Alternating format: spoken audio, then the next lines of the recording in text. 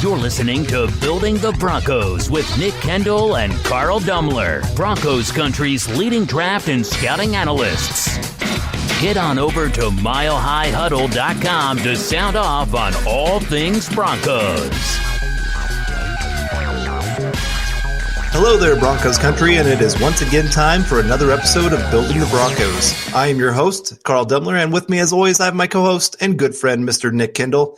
Nick, we have a win streak going here. 2 games against 2 really good opponents. It's been fun to watch the Broncos. Yeah, it has, and man, it feels good to be winning again. And something that I haven't really heard anybody talk about is that the Broncos actually have a chance to keep that streak alive of not having back-to-back losing seasons. So knock on wood, but they have that chance to keep that streak. I think it's been since like the 70s that's been going around, the longest in American professional sports. So that's exciting. So, yeah, looking forward to keep covering them, and the schedule gets a lot easier. And, man, 2 good teams and 2 good Bronco wins. I saw something. I think the Broncos have the 5th easiest remaining schedule. So there you go. I mean, well, you have to win the game. It feels like, I would love to be playing the Jets right now, but how did that go? So that's true. We'll see. They got to show up. That is true. Yeah, they've let a few of their easier games that they should have won, that they were favored to win, and yeah, they didn't show up. So, and this is that dreaded noon start time, our time. If you're living in Denver, of course, it's that 11 a.m. start time. So it's always that kind of eerie feeling of, is this one of those letdown games after 2 really emotionally driven hard games? I hope not. But yeah, we're here to bring the truth to you and try to keep it as objective as we can, even though we are Bronco fans and love to cheer them on. But there's still a lot of football left to be played, that's for sure.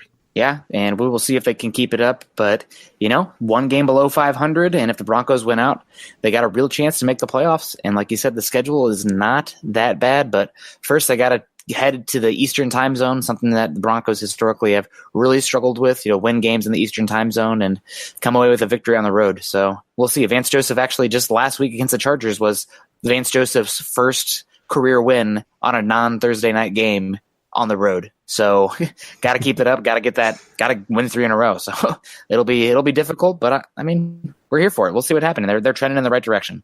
That they are. Well, the Building the Broncos podcast is focused on all things pertain to your Denver Broncos as relates to the NFL draft and, of course, team building. Well, Dick and myself being armchair GMs, we'll be bringing you fresh insight and analysis each and every week in every single episode. From scouting the enemy, player values, scheme, and personnel fits, and, of course, a little general football-related banter. You can follow myself on Twitter at Carl Dumler MHH, as well as follow Nick at Nick Kendell MHH. And be sure to tweet us any questions or opinions you have because we live for talking Bronco football. You can also follow the podcast Twitter account at HuddleUpPod. And make sure you check out ours and our co-writers' written content at milehighhuddle.com, a part of 24/7 Sports and affiliate of the CBS Sports Digital Network. We know your listeners are as football, draft, and Bronco crazy as we are. So please give us a click and subscribe to us on iTunes as well as Stitcher. And don't forget to share us on Facebook and Twitter. We wouldn't be here today without you listeners. So as a call to action, please go and take the time and go to iTunes or Spreaker and rate and subscribe to let your voices be heard on how you enjoy our show. Now, before we get going, we first want to say thank you to our great sponsor, Audible. Get a free audiobook download and 30-day free trial at www.audibletrial.com/huddleup. Over 180,000 titles to choose from for your iPhone, Android, Kindle, or MP3 player. Again, that's www.audibletrial.com/huddleup. Oh, I will say this about the Broncos. They are not good for my heart. Other than of course, the Arizona game. That was kind of fun just to have it pretty much be over by halftime. But otherwise, it's been all these close games come down to the wire, either heartbreak or complete and sheer bliss, I guess is the word I would use there. But looking at this game, it's hard to see. There was a lot of good and there was a lot of bad that went into this one. And that's going to happen when you have a dogfight like the Broncos had. But how about we start with our stock report for this week, and let's look at who are some of your players that really their stock is up after this past game. Well, for me, it's got to be number 1, the proud papa, Shelby Harris. Man, he had a great game for the Broncos. It was the most disruptive I remember him being all season, and in a game where the Broncos edge rushers really could not get anything going. I mean, Bradley Chubb, we're talking about that rookie sack record. Man, I didn't even really recognize him out there. Granted, on the rewatch, you focus in, but in the game itself, on the flow of the game, I didn't really notice him. But Shelby Harris making plays, shooting in the backfield. I mean, he almost had a spectacular play on that unfortunate 97-yard touchdown. That should have been a safety. Oh man, he was Superman in that one. And he made up for it on the other end zone later in the game, had that pick. But, man, Shelby Harris had a great game. And I know Bronco fans love Domata Peko. He's a great guy, very personable. And I just wish I could hang around with him all the time. I would live in his hair or something, just playing in the ukulele. He seems like a great guy. But Shelby Harris set to be restricted free agent. And with the way the NFL is going, I'd be intrigued to see if the Broncos could maybe start transitioning and getting Shelby Harris on the field more, even in base packages, and playing him even more at nose tackle, because I know he's not a classic nose tackle, eats up blocks type, but the game's changing. You got to be able to get in the backfield, disrupt, create pass rush pressure, and I'd love that. And I saw that more and more this game from Shelby Harris than I'd seen in a while. Next guy I have, he just great game. He was MVP number 1 for me. The number 2 for me, Matt LaCosse. I have been definitely critical of the Broncos tight ends this season. I came in decently excited about Jake Butt. Well, that was ripped away pretty quickly, unfortunately for him, but unfortunately for Broncos country. And then now Jeff Hiremans, who's having a career year, is done for the year. But Matt LaCosse had a good game. He's still just a dreadful blocker. We'll be honest with that.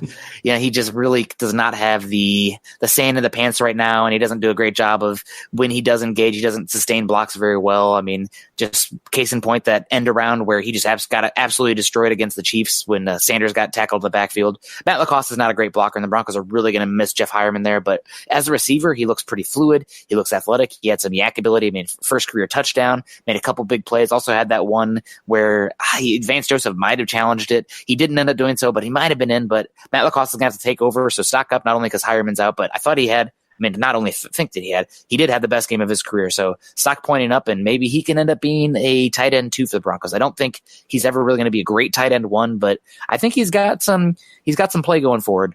And then finally, Jared Veldheer, he had a very good game. I mean, all this talk about the Steelers being one of the best pass rushing teams in the NFL, the interior pass rush for the Steelers did pretty good. I mean, you had Javon Hargrave, who I talked about last week as being a guy whose arrow is pointing way up, and he was very disruptive.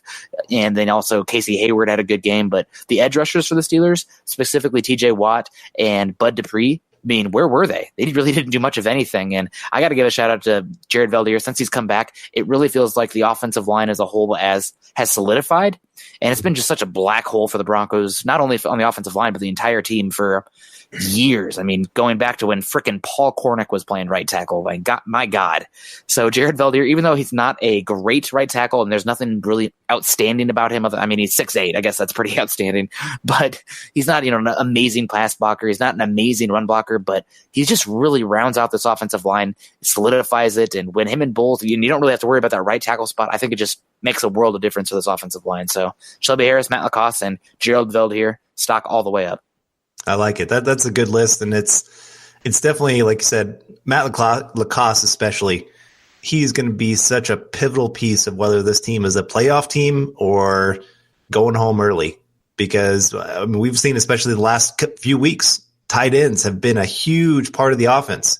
And so losing Hireman, that could be a bigger blow than Bronco fans really want to admit, because he really was having some breakout games and making some great plays. And yeah, Matt LaCosse, he has some ability in the pass game. So it's going to be interesting to see how they use their no-name tight ends that I'm sure anybody outside of Broncos country has probably never even heard of. Hey, Tamarick Hemingway, I think he was a really good writer back in the day. Right? There you go. Maybe he can write the story of the season. There you go. I'll take it. Maybe he gets a big touchdown. All right. Well, my list, I had a little bit of trouble on narrowing this down, just because there was a lot of guys that made huge plays at different moments. I mean, the fact that neither of us picked Will Parks after his incredible hit and pretty much saved that game. He had the play of the game. Yeah. And he's been playing pretty good all season. I think on the defense, Will Parks is filling in for what we'd hoped Cravens would do. And Todd Davis, we've been talking about being underrated on here. But Parks is also another guy who's playing pretty darn well. And the Broncos are pretty, honestly, on defense, outside of edge rusher right now, which is going to be different. But going forward, that strong safety position is pretty good. I mean, that sucks because this draft is full of strong safety instead of free safeties. But, I mean, you got Cravens, who's going to be here. You got Parks, you got Simmons, and you got Jamal Carter. Mm-hmm. So that's pretty nice. Yeah. Yeah. So, I'm sorry to interrupt. I just was you're about good. safety. But again, I just was a little bit shocked that neither of us had him on our list. But it's just, again, other guys who stepped up, made some huge things happen. Chris Harris, his interception, I mean, that game almost was getting ready to get out of hand. You think about that 97-yard touchdown pass. That I texted somebody. I said, game over. Because that just takes the wind out of your sails as a team. I mean, just to give up something like that, you got him pinned back. You're thinking, oh man, here we go. Maybe we can have something big happen. And you almost did. Almost.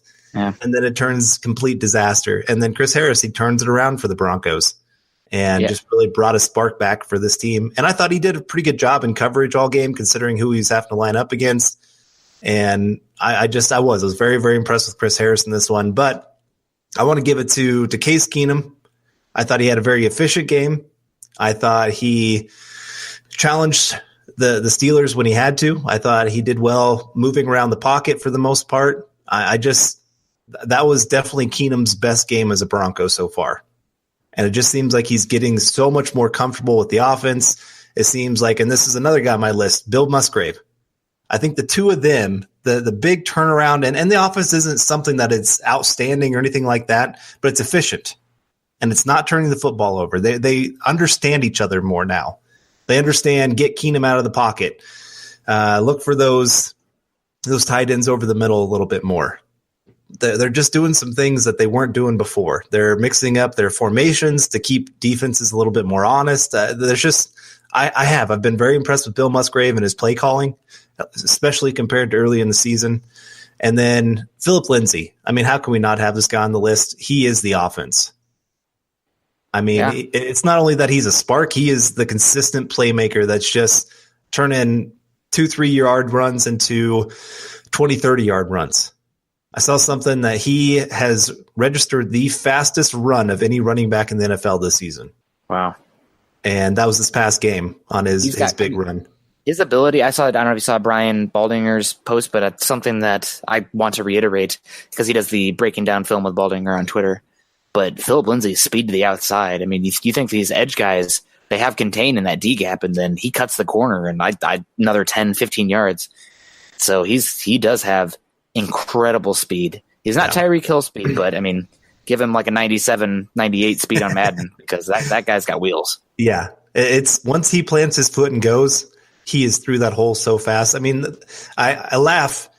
I saw some stat the other day. It was for yards after contact. Well, Philip Lindsay a lot of times isn't getting contacted until 20, 30 yards down the field. Yeah. Because he's just so fast the linebackers can't get to their spot. So Broncos are so fortunate that they have this kid. Thanksgiving, man. Number one. Exactly. Undrafted free agent Philip Lindsay. Oh, my goodness. I can't believe teams missed on this guy. I mean, I didn't expect him. And I don't think we had him all that high. I mean, so I can't sit here and say, hey, NFL teams, you are terrible, because I didn't have a first-round grade on him. You didn't have a first-round grade on him. I had late day 3. He was small, and he did not look this fast at Colorado. Granted, Colorado's offensive line is not good. Sorry, Buffs fans. You know, it's just you got Chenault. He's fun. But anyway, continue. Yeah, no, I agree. But it just I don't think anybody quite saw that he would be this in the NFL. And so Broncos very, very fortunate. And if they can maybe get one more playmaker for this offense. You and I were talking about this earlier this week.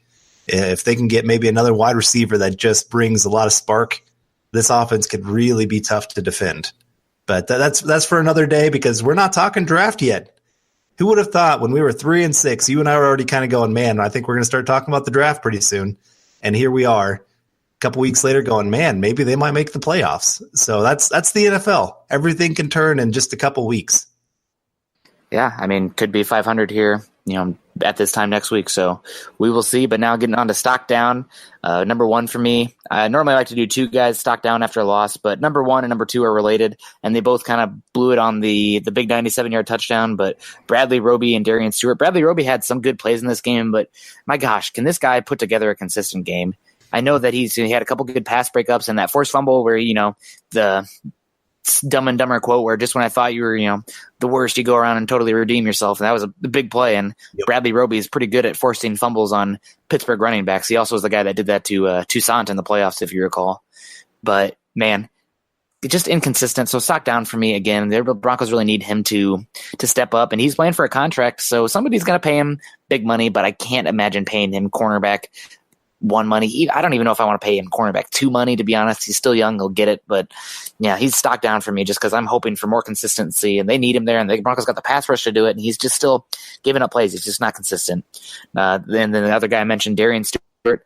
I don't think there's any player on this Broncos defense that has regressed since 2015 as much as Stewart. He just looks incredibly slow out there. I mean, that play where he was the cover one safety, he just doesn't have that speed anymore. And then to get stiff-armed and as Juju Smith-Schuster goes to the end zone, not good. He did recover that fumble that Bradley Roby caused, but still, I mean, he's out there and he looks just really not good. He just looks like a shell of himself. I've heard from some people connected to the team that Darian Stewart's considering retiring at the end of the season. So he's a guy that's definitely on his last leg, and he looks like it too. He just does not look great. And speaking of the last leg, Royce Freeman is a guy that stocked down for me this week. He just looked so slow, and I don't know if that's because it was in counterpart to Phillip Lindsay, but there's a couple plays where, blocking looked good, and he was going to get to the outside, and there's a little bit of space, and then boom, a guy closed on him like almost instantly. I don't know if it's that injury for him. I don't know if he hit a rookie wall, but man, he just looked really slow. That's so what I thought too. He just looked so slow. Honestly, if he looks that slow again against the Bengals, give Devontae Booker a chance, because when Booker got a chance, a couple weeks ago, he looked okay. I know, and he doesn't have to be a great running back one, but if he can just provide a little bit between the tackles along with his pass catching and whatnot, and on fresh legs, which look incredible when they come in, I think that's something you got to consider, because Royce Freeman looked incredibly slow. So those are my three. Well, I only had two. My first is Cortland Sutton. If you haven't been to Mile High Huddle, I just did a film piece on him. I think it's actually for free. It's not even one of our VIP articles. I broke down a little bit of his game and just some of his struggles that go beyond. I know he had a few drops in this past game, but his route running, it's not even close to being there. There was one play I was telling you about where he was running a deep slant, and he tried to cut off his inside foot. Now, anybody out there, I don't know if I really want to encourage this, because if somebody gets hurt, they're going to be like, hey, you're going to pay for it. But the idea of trying to cut inside when you're running full speed off your inside foot, it's not going to end well. If anything, I mean, the best case scenario is you kind of round out your route and there's not really much of a cut. That's the best case scenario. So that was pretty consistent. There was some comeback routes where it took him 5 steps to get turned back around. You go watch Emmanuel Sanders and his route running, that would be like 1 step for him. So it just not pretty, but I mean, he had plenty of times where he was actually open. There was just other places that Case Keenum went with the football. So I'm not sitting here saying just because he had a really bad game and wasn't the playmaker the Broncos were hoping for, that his season's completely lost or anything like that, or that his route running can improve as the season goes on. I mean, there's little things that he can be working on right now, which I'm sure he's doing. But it was not a good game for him. He got called out by the coach a little bit. Maybe he's going to have a little bit of a bounce back. But my next guy, Isaac Yiadom, I really think he was more lucky than good. He had one double move where he left his guy wide open. And the guy it was a little bit of an overthrow and it was dropped. James Washington, right? Yep. And that was a bad throw by Ben, but also, why did he dive? Just keep going. I know. He kind of slowed down when the ball was up in the air. I watched that play a couple times. It's like he lost the football and kind of slowed down to track it. So I think that's more on Washington than Big Ben. Yeah. But still, that was very lucky that it wasn't a touchdown against Yiadom there. And then there's another play where he was just pretty much mauling AB, and the refs just didn't call it. I mean, and sometimes that happens. They don't get the call. But if I was the ref, I would be throwing the flag on that one. So I feel like again, we're getting to the point. This is a sidebar, but I feel like we're getting to the point in football where refs not only need to be calling the penalties, but it's also about the flow of the game. And if they're calling a penalty on it was like that. I've made me think about it. The Chiefs game too. Aaron Donald was getting held on literally every second or third play. But if they called every single one of those, that's going to be a 6-hour long game. Right. So maybe, you do that classic Tom Izzo at Michigan State, like they're not going to call a foul if we hit them every time they go to the paint, right? So I don't know. The game's kind of what the Seahawks did too, right? Yep. Like that's something that they always talked about. Something to think about. So anyway, but I agree with you on I'm more lucky than good. That being said, I was excited to see him out there because I do think that he has a decently bright future in Denver, but right. and that Brock doesn't. And I will say, other than the double move where he pretty much fell down, he was right there smothering AB every single time. Yeah. He just has to learn a little bit more of how to use his hands and how to turn around. Yeah. That's the other big thing that's always been his problem is he's not very good at locating the football when he's in man coverage. Yeah. I think that I do like how he's so physical in the routes, but I feel like his footwork and his initial press still needs work because he does not have the elite athleticism to carry guys down the field if he's not using that strength and that length. So that's just me.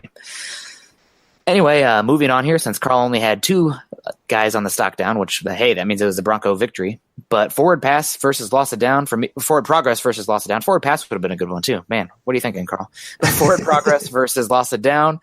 For me, forward progress this week, red zone defense. I mean, you got the Steelers getting down the field multiple times and keeping them out of the end zone. Now, granted, a couple times, maybe better to be lucky than good. Will Parks knocking that ball out at that point.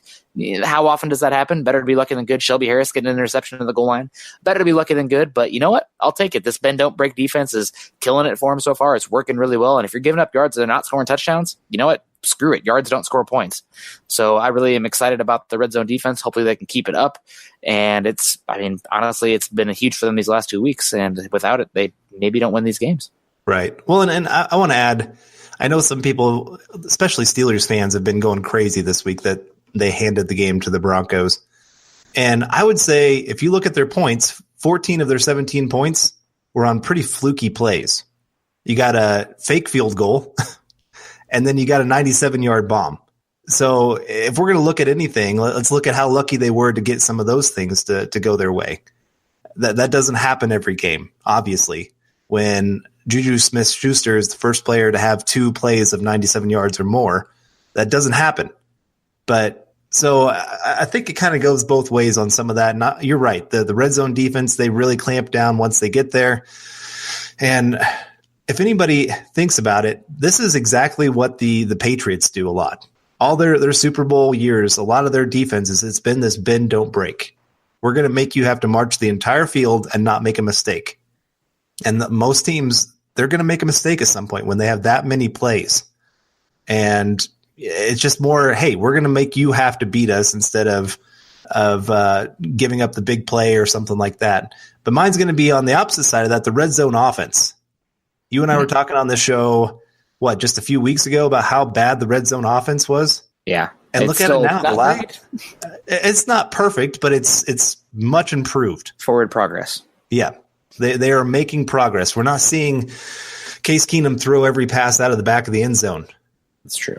We're seeing him, and again, this is where the play calling comes into play, where they're actually moving him out of the pocket, giving him that extra time, not making him have to try to see over that giant offensive line, and he's just feeling much more comfortable making those kind of passes.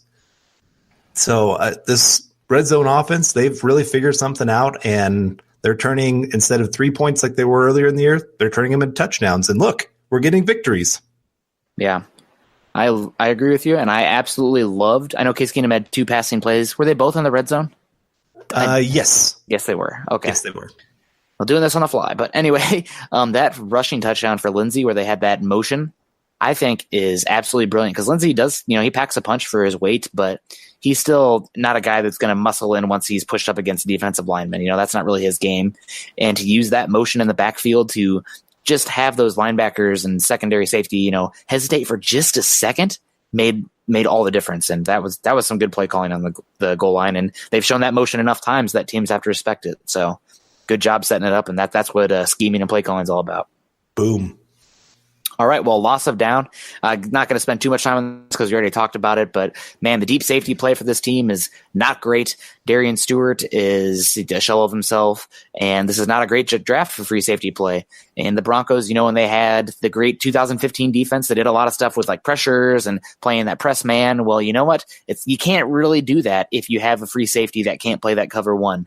And right now they don't. I mean, Justin Simmons, he doesn't use his feet the best back there always. I would like to give him another chance there, but still, I think they like him more as a matchup safety that can play that cover 2, but also come down into the box and match up. That's just how they've been using him. And Will Parks, I've seen him play some free safety, but again, he's more of a nickelback, dimebacker, strong safety type. So deep safety play, it's a big need for the Broncos, and this is not a good draft for it, unfortunately. Last year was. I mean, you have frickin' Justin Reed killing it for the Texans and Jesse Bates II killing it for the Bengals, who we'll see this week. Definitely a guy to look out for. We'll talk about him here. But yeah, the deep safety play is not good, and it's something that I don't see being fixed this season. I mean, they need a new player back there that can fill that role. Well, mine is tight end depth. I mean, it's just pretty obvious when you've lost – essentially, they've lost 3 tight ends this year. Yeah. I know Fumagalli was before the season started, but still, that's 3 guys that have been known as playmakers that were kind of expected to be difference makers for the Broncos this season. And so now we're left with guys like Lacoste and Hemingway.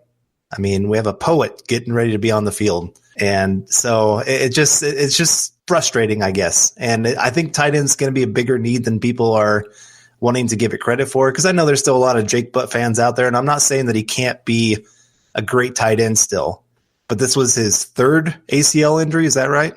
Yeah, Jake Butt. It sucks that the 3rd ACL injury, it is his 3rd one, but you would be foolish to count on him as anything. You know, he's at this point, it's a lottery ticket if he's even going to perform again for the Broncos. So yeah, tight end is a need. And, you know, moving right into this, the injury updates, Hireman's done for the year and he's set to be a free agent. So that's unfortunate. A couple broken ribs and a bruised lung. So yikes. And then Shaq Barrett out for 2 to 4 weeks with a hip flexor. And I mean, that might be his career in Denver as well. Who knows? I mean, that's definitely a possibility. So really sucks for them, especially for Hireman, because the Broncos really need that tight end, and they don't have anybody that can block like him. And he was starting to really kind of come into his own there and doing well. So I'm going to kind of spin this on you for a second. What kind of contract are you looking to give Hireman? Are you giving him a contract A? And if so, what kind of contract? I'm probably giving him like a 2-year, $8 million deal. He knows the offense. He knows the players. He was really starting to come onto his own, looking like a guy that is more comfortable being in the NFL. I guess it would depend a little bit on how he heals from these injuries.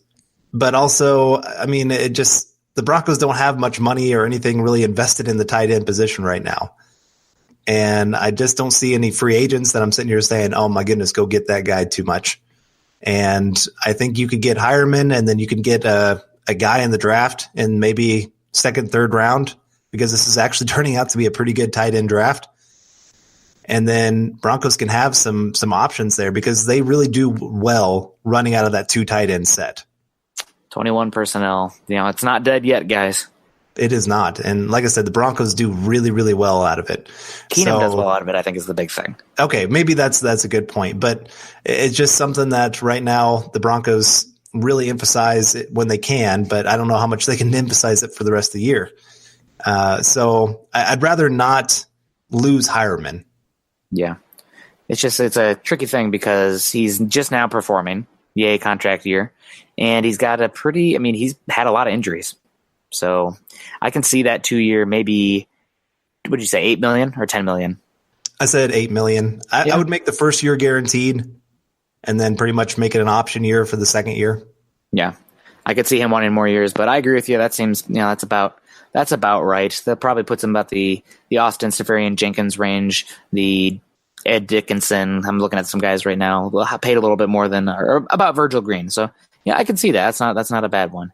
Yeah. So yeah, I'm hoping they do bring him back. I would like Shaq Barrett back, but I'm making amends that's probably not going to happen, just because I can't imagine them paying him something he definitely deserves when they're already paying Von Miller and Bradley Chubb. So now I got a question for you. Uh-oh. Okay. With Shaq Barrett with 5 weeks left and this possibly being a 4-week injury, would you IR him and bring in Jeff Holland? I probably wouldn't do it this week, but just, following his progress. You don't have to do it this week, but it's definitely something I would consider if, it looks like, it's definitely going to be that 4 weeks instead of 2 weeks. That we should know more in a week or 2 weeks from now if that's going to be the case. But I don't think I'd do it right now. Okay. That's just my thought. Well, talking about injuries isn't very fun, but you know what is fun? watching football, but it's even more entertaining when you can have some action on the games. Guys, you've heard me talking about it for weeks now, and some of you are still on the sidelines. Whether you're an expert or a rookie, you got to be betting at MyBookie. If you're the kind of guy that likes to bet a little, but win a lot, like playing the numbers on roulette, you can create a big parlay. Pick 3 teams to win, and if you hit all 3, you can turn $100 into $600 cash. There's so much to bet on. Hockey, basketball, primetime fights, esports, and we got the NCAA college football conference championships this weekend. I mean, bowl games are right around the corner. There's so much to bet on. But MyBookie is one bet I know you'll be happy with all year. I recommend these guys because I really trust them. MyBookie has been in business for years. They've got great online reviews, and their mobile site is easy to use, which is big for me. If you're on the sidelines, now is the time to get in the game. MyBookie will still match your first deposit dollar for dollar, but you got to join now because they're going to be pulling that offer very soon.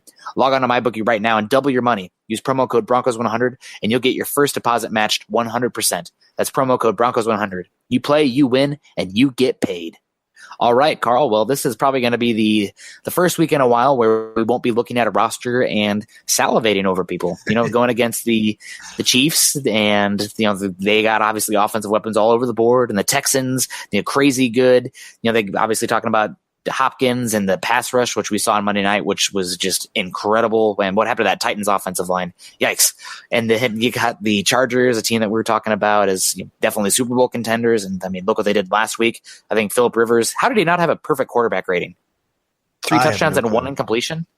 I have no clue. I don't know how they do all that stuff. It seems... Throw it out the window. That's what I say at this point. And then, the Steelers last week, all great teams. Well, the Bengals are a team that are trending the other way very fast, and you know what? You might as well just pack in the season. Not that Andy Dalton's a great quarterback, although I feel like he's pooped on a little bit more than he should. I think he's a better talented player than Case Keenum is. You can win with him, but again, he's not a guy you're winning because of. But Andy Dalton out for the season with a thumb injury, and this is a Bengals team that is going down the drain fast. It's one of those teams. I mean, they started out the season so well. Yeah. You kind of thought, oh man, this could be a tough team to match up with because they do have some decent names on both sides of the ball. But injuries and just they're the Bengals. I mean, how much do you really trust Marvin Lewis to go out there and win when they absolutely need to be that coach that just takes them over the top? I mean, I know Bronco fans are down on Vance Joseph, but honestly, right now, I think I'd rather have Vance Joseph than Marvin Lewis because it looks like he's lost this team. Hey, man, they brought in Hugh Jackson. Oh, man. They're going to be fine. Like, he's the GOAT. Yeah, that's oh, boy. There's some talk that Hugh Jackson will be their next head coach. Yeah, good I'm luck. sure all Brown fans will rejoice. Baker Mayfield, too. Yep. But, no, I mean, like I said, it's a roster that has some talent. But they're just missing enough pieces that it's just easy to see why they're struggling. Yeah, they're not there. And I'm not saying that the Broncos are going to absolutely win this game or destroy them or anything like that, but because I mean it is a home game for them, and they still, like I said, they have talent. Joe Mixon at running back, he's a pretty dynamic guy. He can make people miss. He can take over a game. AJ Green, he will hit you in the mouth. Yep. Sorry, that's probably a bad joke. Boy. Yeah, I mean, he's very talented. He honestly could have been the first running back taken in that draft. He showed that much talent, but the off-field issue where he definitely got in an altercation with that female's boyfriend, or I don't know the specifics. All I know is enough that made me not want to take him. So, but yeah, he is extremely talented. Right, and I do know the Broncos were wanting him. Yeah, they were definitely talking about him. They were definitely trying to trade up for him. So, but then you have AJ Green, top 10 wide receiver in the NFL, but he's been hurt. I'm hearing that he's probably going to play this week. Yep, that's the talk.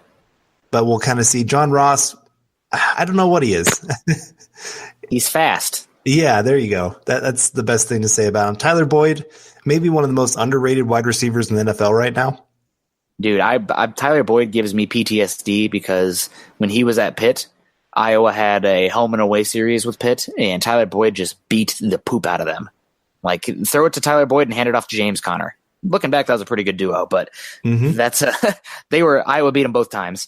But Yeah, I have to throw that out there. But yeah, Tyler Boyd, I'm really glad that he's coming into his own because I was a big fan of him coming into the draft. I didn't think he had top end speed, but I thought he had the body control and fluidity that he could create separation and good hands as well. And that's turning out to be the case. He coming in, a lot of people were calling him a bust, but he's honestly been their best wide receiver this year. Granted, Green's missed some plays, but Tyler Boyd's pretty good. Yep, he is. And then offensive line wise, they have some okay players. Injured. But again, some injuries. Cordy Glenn, I don't know if he's going to play. Back injury. I don't know. Yeah, we'll kind of see. But, they got Billy Price. He was a guy that we were decently high on for the draft. And then Alex Redmond, that guy, oh my goodness, he's bad. Yeah, not good. And Hart's been okay there at right tackle, but not great. And last week they had Jake Fisher come in to play for Cordy Glenn, and Jake Fisher was actually playing pretty good. And the guy we had on here last week, Brandon Thorne, was doing some highlights of how good Jake Fisher was looking at left tackle, position that probably he should have been playing all along, but they trying to move him at right tackle and guard, etc. But he was playing great, and then he got hurt. So now they're up to their super bust first-round pick. Not as bad as Jermaine Afidi, but Cedric Ogabui, the first-round pick, a guy that Broncos were heavily linked to in that draft where they took Shane Ray. But Cedric Ogabui, and he might be the left tackle, and he has been nothing but hot trash for the Cincinnati Bengals. So, yeah, this is not a great offensive line. They got weapons. The tight ends are not great. They're actually a team that kind of really reflects the Broncos because they would love to use more tight ends, but their number one tight end is injured. I think he's out for the season. And obviously the very, very talented but always injured Tyler Eifert. And then they also lost Tyler Kroft.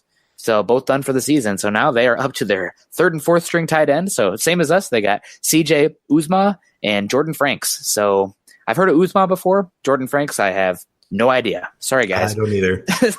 They're another team that's very injured at tight end. Okay, but that brings us to our final position here on the offense, Jeff Driscoll. He is the big-time wild card in this game. He ran a 4.56 at the combine. Is that right? Yeah, he is. I mean, there was a reason that the people at Florida called him White Mike Vick. He can run.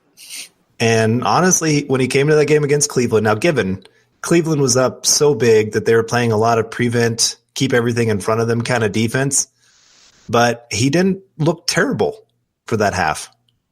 No, he's got a good arm. He's a good athlete. He's got good size, but it's always been the question of typically for these kind of guys, is he accurate enough and does he have it between the ears? You know, I believe he was the number one overall quarterback recruit in the entire nation when he was recruited by Florida, and he just never took that step that you need mentally to be a quarterback. You're always just an athlete with an arm.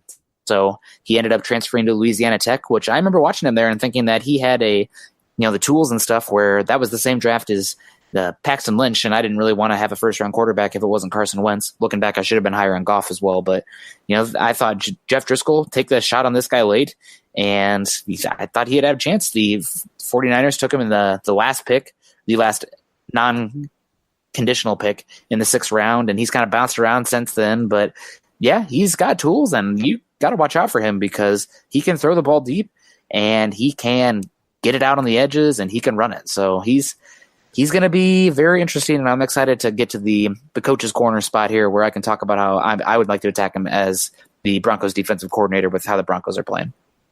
I always dislike these games where you have a new quarterback come in that there's not a whole lot of film on because it makes it hard to game plan for. Yeah. At least with Andy Dalton, you knew exactly what they were going to try to do with him. So I'm guessing they're going to have a few mixed in wrinkles with Driscoll this week to try to catch the Broncos off guard. But I don't know. It'll be interesting to see. Like I said, Cleveland played so much prevent defense when he was in there. It's really hard to diagnose how good of a half it was for him because he kept hitting all these underneath throws. I mean, over and over and over again, all these 5-6 yarders, and it just was come up tackle. I mean, that was pretty much their game plan. Just slow him down, wait out the clock. And so it'd be interesting to see how the Broncos decide to get a little more aggressive or what they're going to plan to do here. But switching over here to the defense, now here's where they got some big names. Of course, you got Geno Atkins, one of the best interior defensive linemen in all of football. Now, he hasn't really put up the best numbers over the last 5-6 weeks. Do you think that Atkins has actually regressed, or is that just because they've been playing from behind? They haven't really had a chance to unleash him, especially in the passing game. I believe that's it, and I also believe that losing Carl Lawson, that edge presence, has really just hampered them, because as we talk about pass rushes, synergistic from the inside out or outside in, either way, they kind of feeds into each other. I watched a couple Bengals game. He still got crazy burst, and he gets into the backfield pretty regularly. So I wouldn't call him, he's not better than Fletcher Cox, obviously not better than Aaron Donald, but he's still one of the best defensive tackle pass rushers in the game. I venture to agree with you on that. And then the guy next to him, Andrew Billings, the short, fat guy from Texas. Is that right? Andrew Billings. I think he went to Baylor. Baylor. I knew he was a Texas school. Some people thought he was like a second-round pick, and then he fell due to long-term injury concerns, from what I remember. Yep.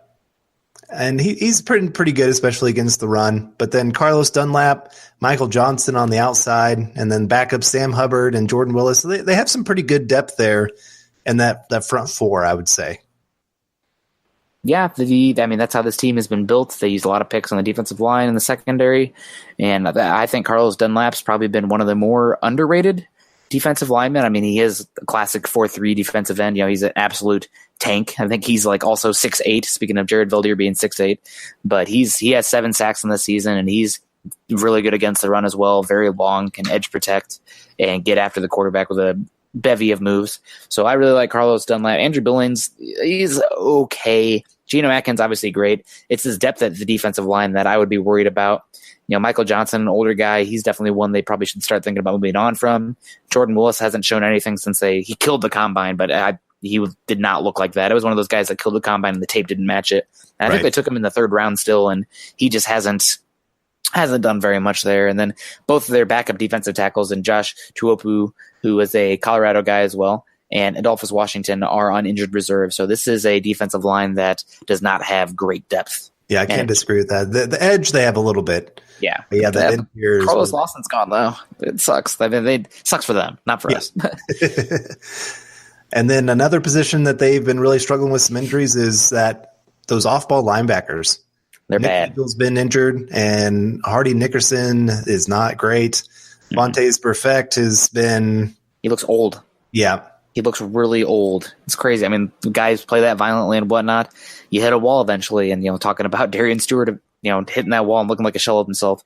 Vontaze Burfict looks not even close to the same player.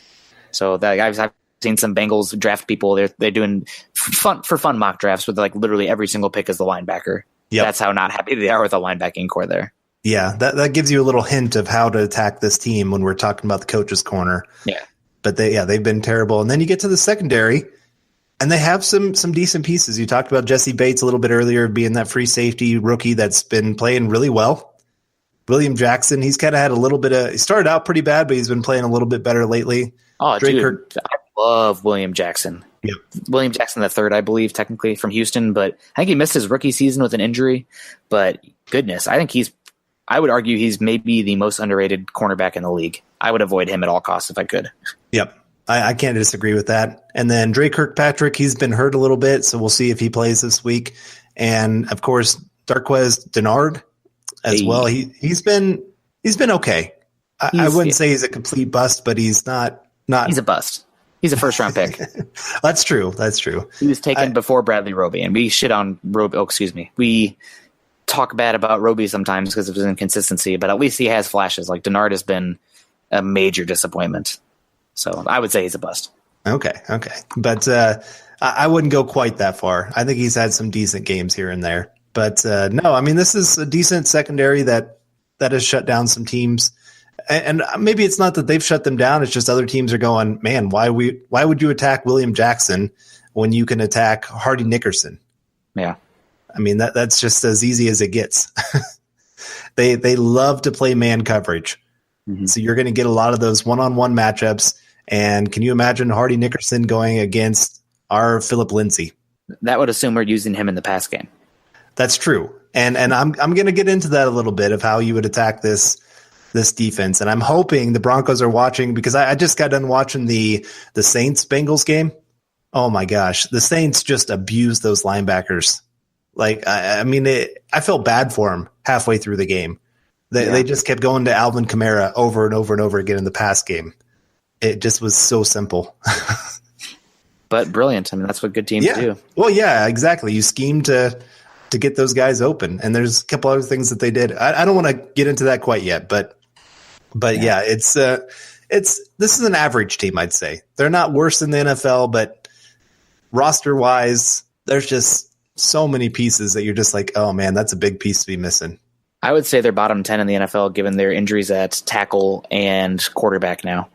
Like through the last part of the year, that I wouldn't be surprised if they ended up with a top 10 pick. They got some pieces on defense. They got wide receivers and a good running back, but they're just missing too many good players at too many key positions. That's my take, at least. Yeah. We'll see how they play. Yeah, like when the Browns are up 35-7 in the second quarter or something, you've gone the wrong way. But no, we should get into the offensive, the statistics here, glossing over them. And the stats say the Bengals are not a very good team either. Total offense, yards per game, they're 26th in the league at 33.2 yards per game. Passing is 17th, although that'll change with Driscoll at 239.6. Yards per attempt at 7.0, which is surprising because they got some down the field weapons. But then the rushing yards per game, it's surprising again, but the offensive line is not good. They're 28th, 93.5 yards per game. Yards per attempt, though, is much better at 4.7. So got to watch out for that. And the points per game, 12th, not the worst, 25.1, and they're at +1 in turnover differential. But they have given up 22 sacks, which is 24th in the league. So the offense, pretty much the offensive line is not great. They have weapons on the outside, and Dalton was doing a good job dispersing it to those weapons. But now that he's gone, I expect more Mixon. And I have Mixon in 2 of my more important fantasy leagues, so I'm okay with that. But the passing game, I expect him to get even worse. So we'll flip that around. On defense, statistically, they're one of the worst defenses in the NFL. Granted, they got shellacked by the Saints, and that's definitely going to change this a little bit, but they're the worst defense in the NFL. And total yards given up, they've given up 484,836 yards, which is 32nd, and they're like almost 300 yards worse than the 31st team, which is Cleveland. So that's, significant degrees of freedom worse than the team that's second worst. Same with yards per game, 439.6. They're the 31st in passing yards allowed per game, 292. And then 31st also in rush yards allowed per game at 147. Their third down defense is worse than the NFL at 55.13%. And their interceptions are tied 6th with 11. And their fumbles are 3, tied 23rd. So really their defense has just been getting pooped on all season, and playing the Steelers twice and the Saints, that definitely hurts them, but not a very good defense. DVOA is a little bit more forgiving to them. They have them as the 19th best team in the league, 16th best offense, 17th best pass offense, 14th best run offense, and defense, again, not great, not the worst, but not great. 28th worst defense, the 26th worst pass defense, and the 26th worst run defense. Special teams is right around the middle of the pack. So, yeah, not a very good team. Broncos still going to need to show up. I'd say they're better than the Jets, and we saw what happened there. But still, the Broncos this isn't a game where they should be like having no hope, especially coming off the Steelers and the Chargers wins. This is a game that there's a reason Vegas has them favored by 4.5 points on the road. I guess that's as far as you need to say. Definitely. Well, some unique stats that we always love to include these just to kind of show some maybe areas that the Broncos could target. But the Bengals, this last game, the outside corners, William Jackson and Darqueze Dennard, only gave up 27 yards in coverage. Now you'd think, oh man, that must have been pretty good. Well, the reason that they only gave up that much is because the linebackers allowed 135 yards and 2 touchdowns through the air. The Bengals linebackers have allowed the most yards and first downs this season. They're close to giving up 1,400 yards. Just the linebackers alone. So you talk about that they were worse than the NFL in yards allowed per game. Those linebackers are pretty much the main reason that is happening right now. And then when we get on defense, when we get into third down situations, here's something to keep in mind. Tyler Boyd is third in the NFL on percentage of targets seen on 3rd and 4th down this season. So now part of that is Green has been injured. So you got to kind of keep that in mind. But it's still, this is a guy that the quarterbacks have trusted, especially in those big situations. And then finally, the Bengals guard, Alex Redmond, has allowed the most pressures at his position this year with 36. He's allowing pressure on around 8.8% of pass plays. So that would be Derek Wolfe's spot. That's who's going to be going up against this guy. And so it wouldn't shock me to see Derek Wolfe maybe have that maybe 2-sack kind of game, really getting in pressure up the middle. Yeah, that would be good. It'd be good to get some interior pass rusher. Maybe, get Shelby Harris on there as much as he can because he's the best interior pass rusher they have as far as knifing in there. But moving on now, key matchups. So we're getting a little bit long here, but number one for me, Broncos corners versus the Bengals wide receivers. Jeff Driscoll, obviously a guy that, kind of a high variance with what we're going to get as a passer. He's not going to be as good as Andy Dalton there, but Bengals have talent at wide receiver. AJ Green's going to be back. How limited is he going to be? What percentage is he playing at? Don't know until we see him out there, but very talented, top 10 level wide receiver. John Ross, while he definitely shouldn't have been taken 9 overall, he has incredible speed. I mean, watching it, there's a couple plays against the Browns where he just pulls away so easily against that cornerback. So, and we know how Bradley Roby likes to give up big plays. So I'm definitely a little bit concerned about that matchup. And then Tyler Boyd, proficient route runner over the middle, can play slot, can go deep, but much better over the middle and in the shorter routes and can get separation in that regard. So very, very interesting matchup. And I'm curious to see how the Broncos will line up the cornerbacks against these three. If Brock is back, you probably... Gosh, I really don't. You probably got to put Chris Harris Jr. on AJ Green, although I could see Roby. They'll probably switch. They probably won't do 1-for-1, but yeah, I really don't know. Carl, what would you do? What cornerbacks would you put on which receivers? I'd put Chris Harris probably on either AJ Green or Tyler Boyd. I would put, who do you put on John Ross? There's just not a cornerback that I'm looking at on our roster. I mean, Roby's about the only one that can halfway keep up with him. But yeah, he's the guy that gives up the big plays. So do you really want to have that? Just put Yadam on him and just have Yadam assault him at the snap. There you go. Like literally tackle him. and maybe that would be the best. Have safety over the top, help him out. It's hard. I mean, it's not. We don't have a cornerback that matches up for every single type of guy they have. Just speaks to the Broncos' lack of cornerback depth right now. But you got to watch out for these wide receivers. I think probably the best method for limiting them is getting after the quarterback. But moving on here, the Broncos pass rushers versus the Bengals offensive line, obviously a key matchup. This Bengals offensive line is not great. We talked about it, and these edge rushers should have a field day. They pretty much were shut out last week. Von Miller got a half a sack. We didn't hear Bradley Chubb's name called, but going against Cedric Ogbuehi and Bobby Hart, just Broncos should be able to get pressure on Driscoll. I think they do need to play. We'll get to this a little bit later, but they do need to be a little bit weary of his legs because he does have great speed. But this is a matchup where the Broncos defensive line should be very excited about coming against after going against the Steelers offensive line, which honestly, granted, was a quick pass game, but honestly, the Steelers offensive line for the most part nullified the Broncos' strength of the defensive line last week. I can't disagree there. This is about opposite end of that for sure. Yeah, of level of competition. So, like you said, it will be interesting to see how they're going to have to match up against Driscoll. I think there will be a lot more. And maybe I should save this for you, but maybe a little bit more zone coverage just to kind of keep some eyes on that quarterback and make him have to really be a rhythm thrower. But gotta have pinpoint accuracy. Yep. So I don't know, maybe I'm sure you'll talk about that here in just a little bit, but then we'll get into our number 3 key matchup, Broncos front 7 versus Joe Mixon. Again, this is a huge playmaker. He is a very, very talented running back.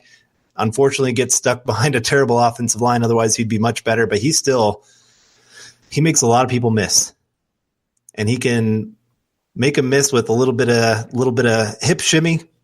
But he can also run people over.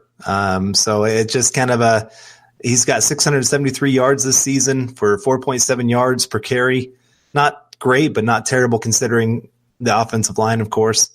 But especially these last few weeks, if you look, 93 yards against the Dolphins, 84 against the Ravens, 95 this last week against Indianapolis. So it's kind of that was beginning of the season. It's all good. But no, I mean, he has some moments where he can be really, really, really big. And I'm sure, like you said, because they have Driscoll, they're going to be handing it off to Mixon a lot.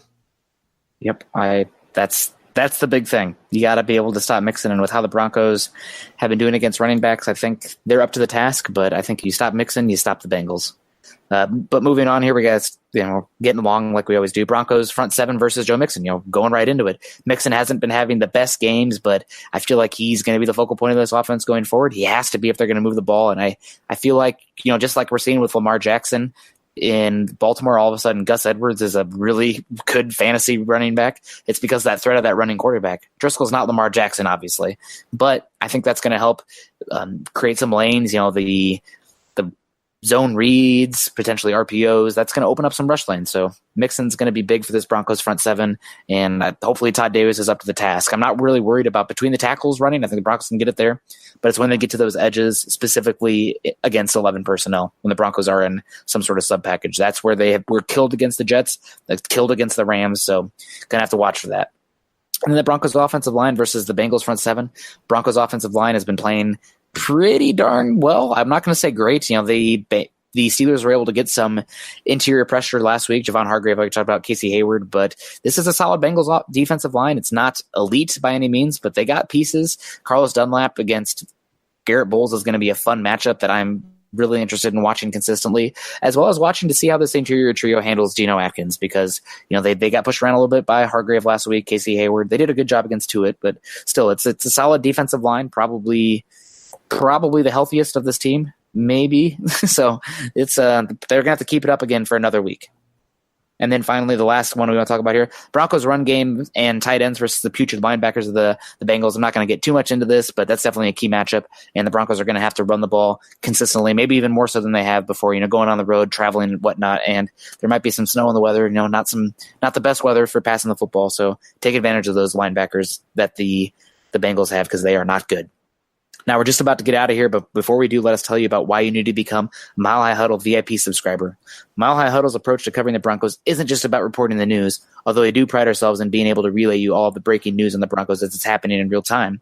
But what we like to focus on is breaking down the Broncos from an in-depth perspective, from all 22 film reviews, X's and O's, deep dive on player evaluation, the draft coming up, and analysis just all around about the Broncos, 365 days of year. We save our best coverage for the VIP subscribers.